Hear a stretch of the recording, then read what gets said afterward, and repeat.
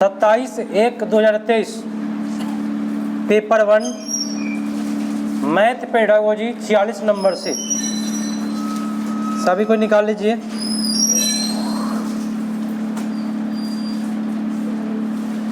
चलिए एक एक प्रश्न को देखना है और लगे कि नोट कर लेना है तो कर लेना है अच्छे से, और क्लास होगा मज़ेदार धमाकेदार। प्रश्न है प्रथम कि गणित में प्रभावकारी शिक्षण युक्तियों के लिए निम्नलिखित में कौन सा सबसे कम उपयुक्त है। कम बोल रहा है, नेगेटिव। कम बोले तो क्या नेगेटिव, तो सबसे कम क्या होगा।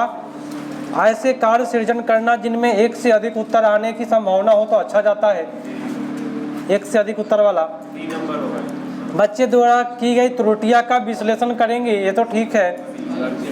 औपचारिक कलन विधि के अतिरिक्त दूसरी युक्ति का भी प्रयोग करेंगे, अच्छा है। लेकिन डी में गलत क्या कर दिया, अधिक अंक भी लिख रहा है और कम अंक भी लिख रहा है। तो हमसे क्या पूछा है सर, नेगेटिव, तो नेगेटिव खोजेंगे। चलिए तो उत्तर चला जाएगा डी पर। अगला प्रश्न, राष्ट्रीय परिचर्या रूपरेखा 2005 के अनुसार गणित के आकलन में क्या शामिल होना चाहिए। फर्स्ट बोला विद्यार्थियों के अंकों के अनुसार वरीयता क्रम देना, क्या सही है हो, गलत क्या है, अंक के अनुसार है ना, तो ये गलत होता है। अंक वाली बात बोल दे वो गलत होता है। और बी देखिए, बी सही है, हाँ बी तो सही लग रहा है। क्या कर रहा है, अवधारणात्मक समझ समस्या समाधान कौशल के अर्जन की अवधारणा पर विद्यार्थियों की प्रगति, बहुत अच्छा बात है क्योंकि इसमें समस्या समाधान पर कर रहा है। और सी में गलती क्या है, टेस्ट है, बहुत अच्छा। और डी में योग्यता वर्ड गलत होता है, सबसे बेटर बी पर।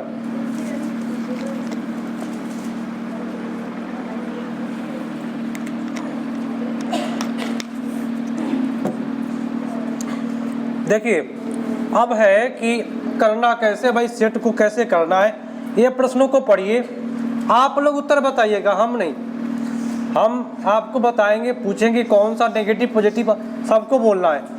प्रश्न कहता है कि संख्या आकृतियों में प्रतिमानों के समझ पर बल देते हुए अधिगमकर्ता के संदर्भ में निम्नलिखित में कौन सा सर्वाधिक उपयुक्त है, सबसे ज़्यादा। तो हमको बताए कि फर्स्ट में गलत बोला या सही, गलत है, क्या लगा हुआ है, बी में क्या गलत है, नाम लिखने की बात कर रहा है आकृति का, इससे कोई फायदा नहीं। तो कौन जाएगा, अधिगमकर्ता प्रतिमान में पुनरावृत्ति होने वाली इकाई को पहचान करने में सक्षम होंगे, तो बहुत अच्छी बात है। लेकिन आगे भी देख लीजिए 48 का, अधिगमकर्ता में बी में सॉरी डी में क्या गलत है, मानक वर्ड गलत है, तो आपका उत्तर सी पर। अब अगला प्रश्न पढ़ लीजिए। गणितीय समाज विज्ञान प्रौद्योगिकी अभियंत्रिकी के लिए महत्वपूर्ण है, तो निम्नलिखित में से कौन से प्राथमिक कक्षा के विद्यार्थियों के अधिगम अनुभव उपयुक्त कथन को चरितार्थ करने में सहायता करेंगे। कौन करेगा सहायता, तो फर्स्ट में बोला विविध सामाजिक वैज्ञानिक संदर्भ से एकत्रित आंकड़ों को एकत्र सुव्यवस्थित निरूपित और उनकी व्याख्या, जितना भी वर्ड है सब यही में है, तो व्याख्या से कोई प्रभाव पड़ने वाला नहीं है, ठीक है, ए पर ही जाएगा। और कभी कभी सीटेट में जो बड़ा ऑप्शन होता है वो सही चला जाता है, कभी कहीं नहीं, अधिकांशतः जाता है बड़ा वाला। तो देख लीजिएगा कि बड़ा वाला में कहीं गलत तो नहीं ना किया है, हाँ पढ़ करके जवाब देना है। अगला 50 पढ़े। एक शिक्षिका ने अपनी कक्षा में निम्नलिखित इबारती सवाल दिया, इबारती माने शाब्दिक, शब्द वाला समस्या, स्कूल पिकनिक के लिए गाड़ी में 12 बच्चों को बैठाया जा सकता है। माने एक पिकनिक बस जा रहा है, अगर स्कूल पिकनिक पर 78 बच्चे जाएंगे तो कितनी गाड़ियां की आवश्यकता पड़ेगी? तो उनका उत्तर था 6.5 दिया, मैंने भाग करके बता रहा है। तो निम्नलिखित में से कौन सा उपयुक्त परिस्थिति के लिए सर्वाधिक उपयुक्त है? बताइए हो। क्या आप कभी सुने हैं कि 6.5 बस जा रहा है? 6.5 को बस है, बस के आधा टुकड़ा नहीं ना जाएगा वहाँ पे, ठीक है। तो बताइए 50 का उत्तर कौन जाएगा बेटर? बी में बोला कि शिक्षार्थियों के परिस्थिति का उपयोग निकटन करने की अवधारणा तथा इसके दैनिक जीवन में महत्वपूर्ण को प्रस्तुत करने के लिए कर सकती है। तो भाई दैनिक जीवन तो आंख बंद करके मारना है, कोई दिक्कत नहीं। बड़ा भी है, इंची टेप से माप के ना मारने लगेगा वहाँ पे, जाइएगा हाँ 1 बीता 2 बीता ये ऑप्शन मारेंगे, जो लम्हा ऑप्शन होगा उसी को, ऐसा नहीं होता है। चलिए एक बोल दिए, कभी कभी मजबूरी का जब समझ में ना आए ना तो बड़का मार दीजिएगा। चलिए अगला प्रश्न, निम्नलिखित में कौन सा भीनों के बारे में सही नहीं है? ए में क्या गलत है? नेगेटिव खोजना है तो डायरेक्ट खोज लिए आप लोग, केवल डी वाला, बहुत अच्छा खोजे, ऐसे ही खोज लेना है बस, डी होगा। अगला, सीखने सभी कोई को पढ़ना है। सिखाने विभिन्न प्रकार के त्रिभुजों को उनकी भुजाओं के आधार पर सफलतापूर्वक क्या किया? वर्गीकृत कर लिया। तो वह नीले के सिद्धांत के अनुसार ज्यामितीय चिंतन किस स्तर पर होगा? कहीं भी वर्गीकरण रहे, दुनिया पलट जाए, आप लोग नहीं पलटिएगा, मतलब विश्लेषण मार के आइएगा, ठीक है। उत्तर कहाँ जाएगा? बी पर, वर्गीकरण का दोस्त विश्लेषण। चलिए अगला, अरे अभी तक जो लोग नहीं लिखे हैं तो इसको लिख भी सकते थे क्या? लिखे हैं तो रहने दीजिए, अब कहें तो 4-5 आदमी लिखना शुरू कर दिए, और नहीं कहे तो नहीं लिखना है, लगे कि इसको लिखना है तो लिखना है भाई। अगला, अरुण के बारे में, अरुण समीकरणों का हल खोजने में बहुत अच्छा है, माने एक लड़का है, ठीक है, पर सामान्यतः इबारती प्रश्नों का समाधान खोजने में कठिनाई का अनुभव करता है। क्या कर रहा है? कठिनाई का अनुभव कर रहा है, माने शब्द वाला उससे नहीं बन पा रहा है, ठीक है। अधिकांशतः समय वह पूछता है कि मुझे जोड़ना है कि घटाना है।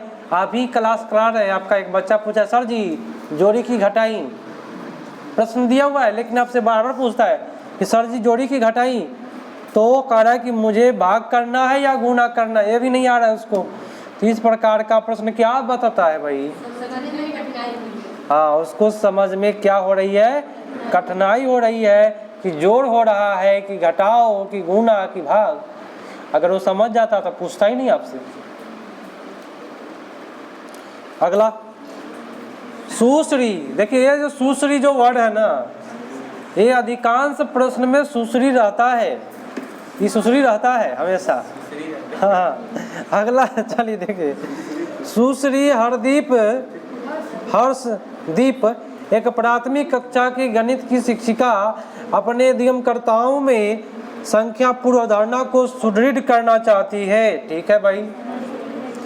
वह समझाती है 2 में 1 निहित, 3 में 1 और 2 निहित, 4 में 1 2 3 निहित। तो माने आप समझ रहे हैं ना? समझ रहे हैं। आप 5 में कहे तो कितना निहित? 5 में कहे तो कितना निहित? तो 1 2 3 4 निहित क्या? तो ये जो हो रहा है वह किस संख्या पूर्व अवधारणा पर बल दे रही है?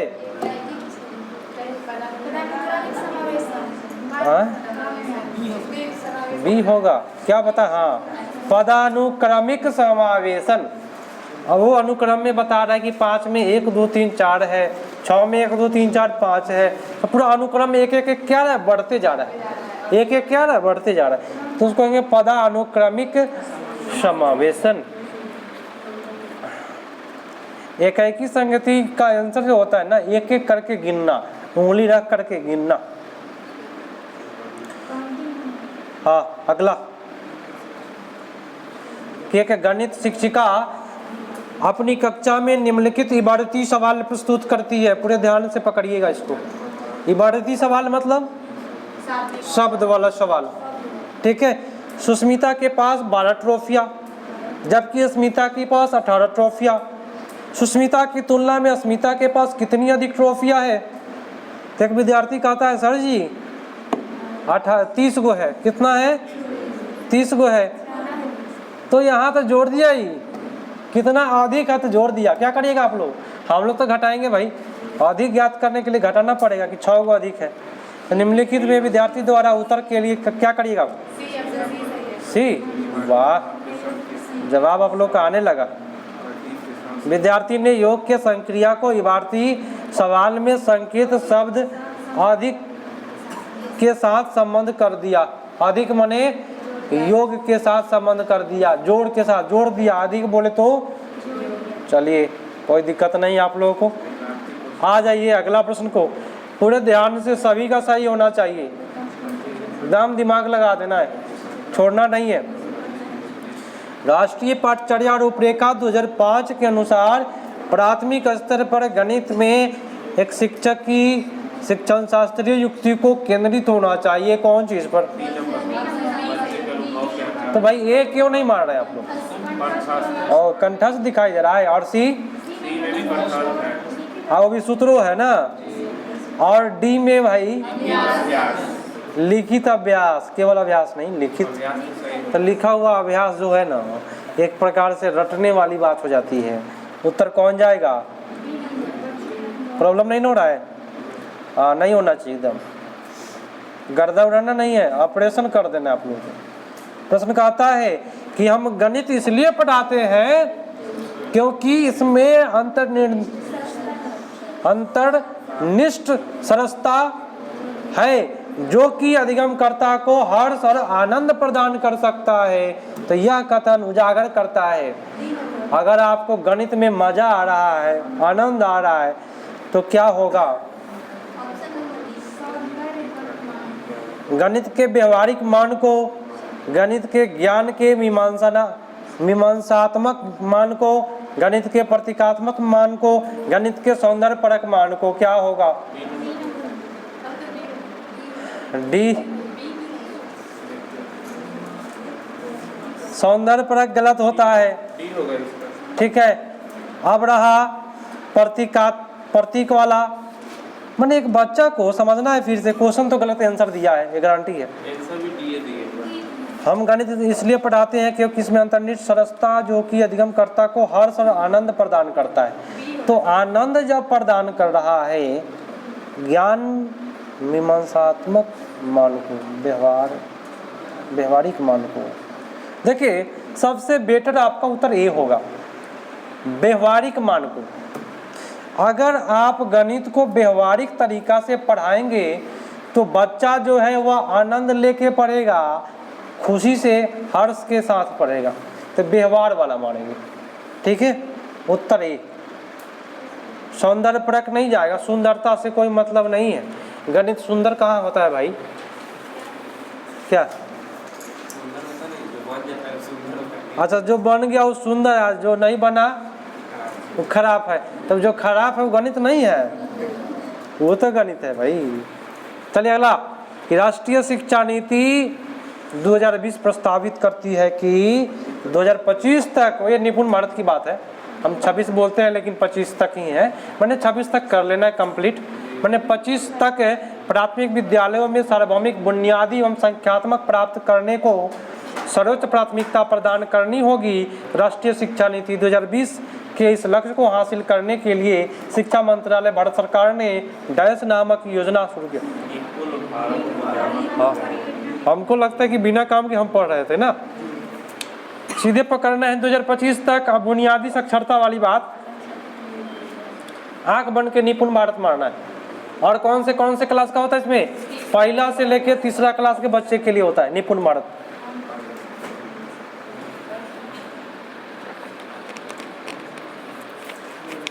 चलिए पानी पीते रहिए, माथा ठंडा रहेगा, ठीक है, और जवाब भी सही से जाएगा। अगला प्रश्न पूरे ध्यान से पकड़ करके छोड़ना है इसको, आप लोगों को पकड़ना है इसका, टंगड़ी पकड़िए। गुरविंदर अपनी कक्षा में विद्यार्थियों की नियमित रूप से टेस्ट लेता है भाई, ऐसा कौन भाई टीचर है भाई, और उनके अंकों की तुलना भी करता है। ये तो भाई बहुत घटिया काम कर दिया। तो वह प्राप्त किए गए अंकों के आधार पर विद्यार्थियों के समूह बनाता है, जैसे कि औसत अंक, कम औसत करने वाले, औसत से कम, औसत से अधिक वाला अलग, सबको अलग अलग कर दिया। तो कह रहा है यह किस प्रकार का मूल्यांकन हो रहा है? तो ये मानक संदर्भित हो रहा है, क्योंकि अंक के आधार पर मूल्यांकन करना कैसा मूल्यांकन कहलाता है? मानक। लिख लीजिएगा, अंक के आधार पर मूल्यांकन क्या कहलाता है? मानक मूल्यांकन।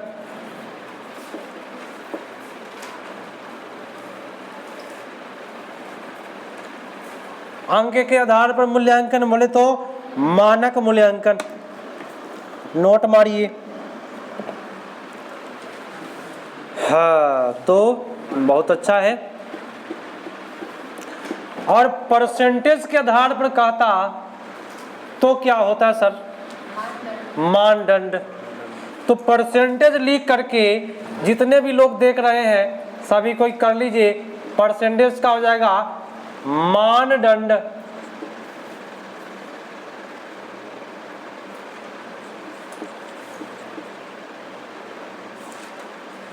दंड दंड दंड लिखता है वो, मानदंड। परसेंटेज के आधार पर कहे तो मानदंड, कोई दिक्कत नहीं ना है। चलिए, और ये आपका अंतिम है, 17वां मिनट चल रहा है, मात्र 17 मिनट में 15 प्रश्न हो रहा है। कहीं से अगर प्रॉब्लम नहीं ना हुआ है, एकदम गर्दा उड़ा देना है। पढ़े। प्रश्न कहता है कि निम्नलिखित में कौन सी गतिविधि अधिगमकर्ताओं में गणितीय भाषा और संप्रेषण को विकसित करने के लिए सबसे कम, क्या कम बोले तो क्या? हाँ, बस इतना तो पकड़ लिया आप लोग, नया पार हो जाएगा, आप लोग का गर्दा उड़ जाएगा। आपकी बार चाहे जो हो जाए, सभी से रिजल्ट चाहिए हमको। आप जो करिए रिजल्ट दीजिए। क्या हो जाएगा उत्तर? फर्स्ट में बोला नेगेटिव पूछ रहा था सर, तो बच्चे के समूह में काम बच्चे को समूह में गणितीय समस्याओं को काम करने तथा कक्षा में अपने विचार को स्वतंत्र अभिव्यक्त करने का अवसर। ये तो ठीक है भाई, नेगेटिव बोल रहा था। अंग्रेजी भाषा के शिक्षक को गणित में विशिष्ट रूप से उपयोग करने वाली शब्दों को सीखने में बच्चों की सहायता करने के लिए करना। तो अंग्रेजी भाषा, क्यों अंग्रेजी भाषा भाई? ये तो आंग्ल भाषा तृतीय भाषा होता है ना, तो नेगेटिव खोज रहा है, यही होगा। डी भी है। आप देखिए, जब हम बी खोज लिए नेगेटिव, तो आगे भी खोज देते हैं नेगेटिव आप लोगों का। क्या? प्रतीक चिन्ह, चित्रों का चित्र आदि जैसे निरूपण विभिन्न तरीकों का उपयोग करके इबारती सवाल को दोबारा व्यक्त करने के लिए बच्चों को सहज सुगम बनाना। ठीक है, सुगम बनाना है बच्चे के लिए। दोबारा भी तो जहाँ भी संभव हो विचारों, तर्क वितर्क को संप्रेषित करने के लिए मानक गणितीय अंकन चिन्ह के उपयोग हेतु परिस्थितियाँ उपलब्ध कराएंगे। अगर मानक है तो आप टीचर है, उसके अनुसार परिस्थिति उपलब्ध करा रहे हैं, तो अच्छे है ना, मानक हल हो जाएगा। तो केवल मानक ही नहीं, देखिए आप पूरे सेंटेंस को पढ़िए तो अंग्रेजी भाषा पर जोर दे रहा है आपका बी नंबर। क्यों जोर दे रहा है भाई? इसीलिए बी पर जाएगा उत्तर। ये आपका समाप्त हुआ मैथ पेडागोजी।